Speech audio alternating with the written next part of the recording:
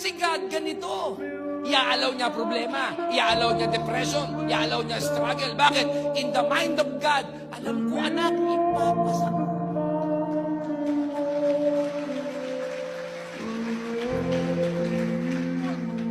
Bakit kailangan bang testingin? Alam niyo kung bakit? Sapagkat ang mga tests ay para lamang sa mga napagkakatiwalaan. Pag ikaw ay walang test, ibig sabihin hindi ka mapagkakatiwalaan. Sa mundo, pag ikaw ay tinest, para malaman kung bobo ka o matalino. Sa Diyos, kaya ka tinetest, alam ng Diyos matalino ka.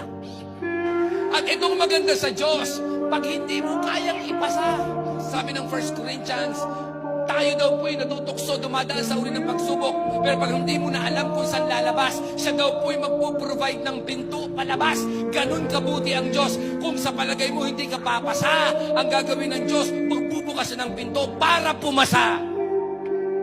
Kung hindi ka pa na-excite dyan, na yan ang Diyos mo, ewan ko na lang. Hindi siya Diyos ng reliyon. Siya ay Diyos na totoo, na Diyos ng relasyon ng buhay mo.